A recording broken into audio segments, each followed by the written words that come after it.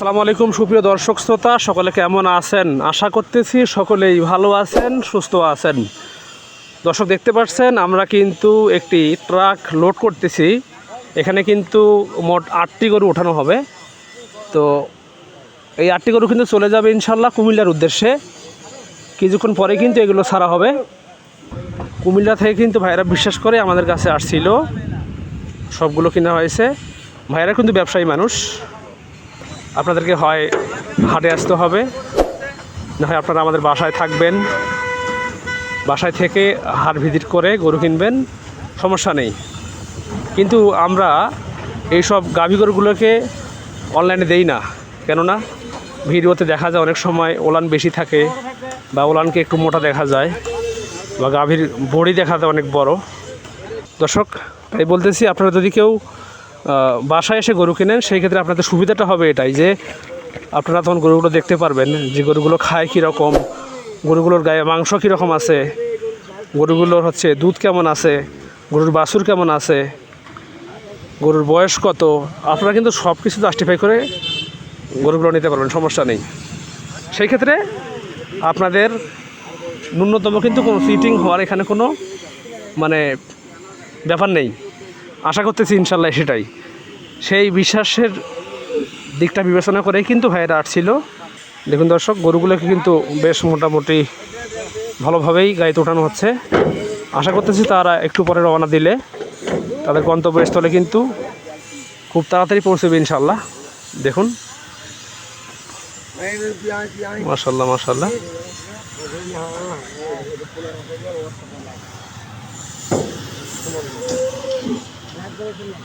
গরু বোধহয় মুন্ডি গরু আছে না ভাই? মুন্ডি একটা আছে।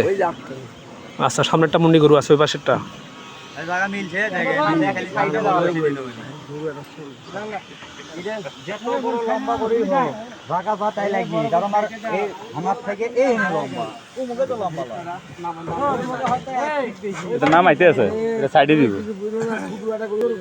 একবারে মনে করেন যে পার্ট বাই পার্ট দিলে তখন দেখা যাবে যে ছোট গরু বড় গরুকে লাইনভাবে দিলে, যেহেতু দূরের পথ, ভালোভাবে যাওয়া যাবে।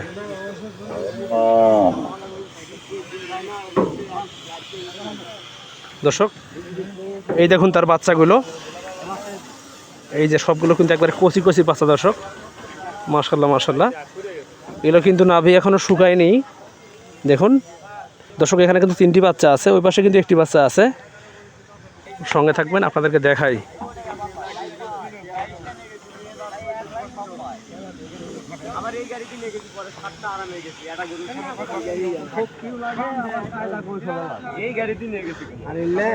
ড্রাইভার ভাই এর বলেন তো যে জয়পুরহাট থেকে কুমিল্লা যেতে আপনার টাইমিং লাগবে কীরকম সময়? যানজট যদি না থাকে, জি, এর থেকে প্রায় 12-13 ঘন্টা লাগবে। 12-13 ঘন্টা লাগবে জি। স্বাভাবিকভাবে গেলে এরকম সময় লাগবে, আর যানজট থাকলে তো বলা মুশকিল। হ্যাঁ সেটাই, নিয়ন্ত্রণ ভাবে গেলে এরকম সময় লাগবে। পরিবহন লাগের মতো তো সময় আমাকে লাগবে না। এরা যাই ধরে যখন যেভাবে মন চাই সেভাবে যায়, আমরা তো সেভাবে যেতে পারি না, আমাকে একভাবে যাও। সেটাই, এই জন্য আমাকে সময় অনেকের থেকেও আমাকে সময় কম লাগে, কিন্তু আমরা একভাবে যাই, ওরা আরেকভাবে যায়। অনেকের অনেকবার টপিস পড়ে, আমাকে তো টপিস নাই, আমরা একবার খাওয়া দাওয়া করি, এক টানে চলে যায়। আচ্ছা ভাই, গরুগুলোতে যাচ্ছে রাস্তায় কি কোনো সমস্যা হবে না? রোদের কারণে সমস্যা হবে নাকি? আবার না, এখন গাড়ি রোদ করলে কি বাতাস তো থাকবেই, বাতাস থাকবে না? হ্যাঁ হ্যাঁ সেটাই সেটাই। গাড়িতেই গরুর গাড়ির সমস্যা, আর রানিং এ কোনো সমস্যা হয় না। আচ্ছা আচ্ছা, সমস্যা নেই, ঠিক আছে ভাই, ভালোভাবে পৌঁছে দেন।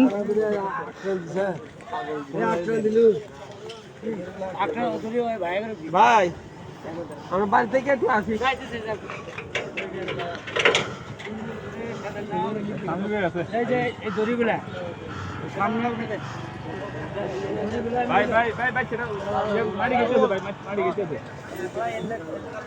বাসগুলো কি লাস্টে তুলে দেবেন নাকি ভাই? আলহামদুলিল্লাহ লোড কিন্তু হয়ে গেল। দেখুন গাড়ি চলে যাবে ইনশাআল্লাহ কিছুক্ষণ পরেই।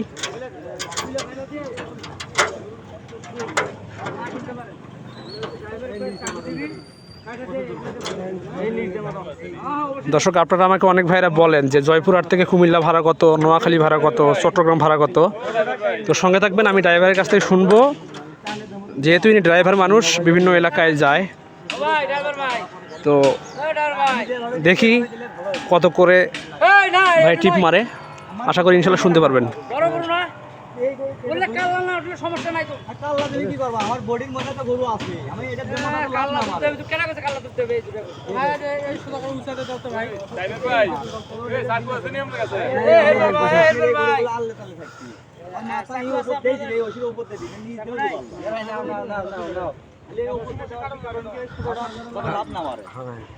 ভাই ড্রাইভার ভাই, আপনি তো ব্যস্ত আছেন, তারপরে একটু কথা বলি, ঠিক আছে? আমাকে অনেক ভাইরা বলে যে ভাই জয়পুরহাট থেকে কুমিল্লা ভাড়া কত, নোয়াখালী ভাড়া কত, মাদারীপুর ভাড়া কত, একটু বলেন তো ভাইয়া। ভাই ভাড়ার হিসেব ঠিক নাই, এক এক সময় এক এক ভাড়া পড়ে। আমাদের সিজন পরে, ডাল সিজন পরে, সেই সময়ে সেই ভাড়া পড়ে। যখন যখন ধরেন সব দিকে টিপের চাপ বেশি, তখন গাড়ি কম পায় মানুষ, ভাড়া একটু বেশি দেওয়া লাগে। আর আচ্ছা, যখন আচ্ছা। গাড়ি বেশি হয় তখন একটু কম। ও বুঝতে পারছি। কিন্তু মানুষ মনে করে যে বেশি লাগে, না না না, কখনোই না ভাই। যখন দাম বেড়ে যায় তখনই মানুষ আসে কিনতে, আর বেশি দামে নিয়ে যায় খালি কয় গাড়ি ভাড়া বেশি। গাড়ি ভাড়া বেশি, তেলের দাম বেড়ে গেছে যা, সেই হিসেবে তো ভাড়া বাড়েনি, ভাড়া আগেও যা এখনো যা। সেটাই সেটাই। তবে একটা কথা কি ভাই, আমি দেখছিলাম যে মনে করেন যে ভাই ঈদের আগে ভাই দাম কিন্তু বেশি ছিল ভাই। ঈদের বাজারে কোনো গাড়ি চলে না, খালি একমাত্র গরু গাড়ি চলে। আর গরু গাড়ি এই দিক থেকে যেটা যায় সেটা ওই দিক থেকে কোনো মাল পায় না, খালি আশা লাগে। খালি যখন আসবি তখন এই দিক থেকে যদি এখনকার ভাড়া হিসেবে যায়, তাহলে তো ওই গাড়ির কোনো ক্যাশ থাকবে না, আর বেতনও থাকবি না। এই কারণে ওই গাড়িগুলো যায় এই মুখ থেকে গরু নিয়ে ওই মুখ থেকে খালি চলে আসে, আসে আবার গরু নিয়ে চলে যায়। সেটাই এই সেটাই, কারণে ডাবল ভাড়া ধরে যায়। ডাবল ভাড়া পড়ে। ভাই যাওয়ার সময় ভাগত ফেলায় 30, আসার সময় ফেলায় 10, এই হিসাব করে ওরা 40, 45, 50 হিসাব করে ভাড়া নেয়। সেটাই ভাই সেটাই। দর্শক ভাই, এই হচ্ছে ব্যবসা পার।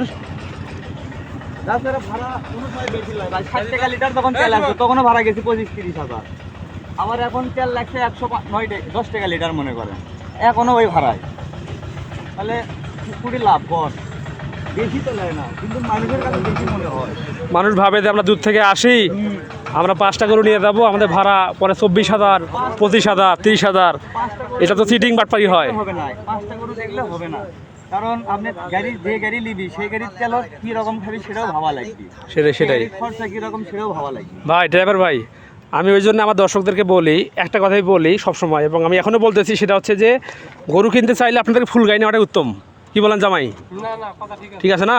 কেননা যেহেতু আপনারা গরু নেবেন, আমাদের উত্তরবঙ্গ থেকে দক্ষিণবঙ্গে গরুগুলো যাবেই, গাড়ি যাবেই, সেই ক্ষেত্রে আমি বলবো যে ফুল গাড়ি নেওয়াটাই উত্তম। 5টা গরু নিলে যে খরচ পড়বে, 20টা গরু নিলে কিন্তু একই খরচ পড়বে, তাই নয় কি?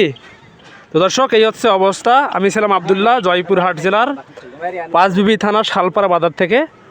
তো আমি নাম্বারটি আপনাদেরকে আবারও বলতেছি, 017-670-10614। ইমো হোয়াটসঅ্যাপ খোলা আছে। পাশাপাশি এই গরু বিক্রেতা ভাইয়ের আমি নাম্বার দিয়ে দেবো, ইনশাল্লাহ ভাইয়ের সঙ্গে যোগাযোগ করবেন।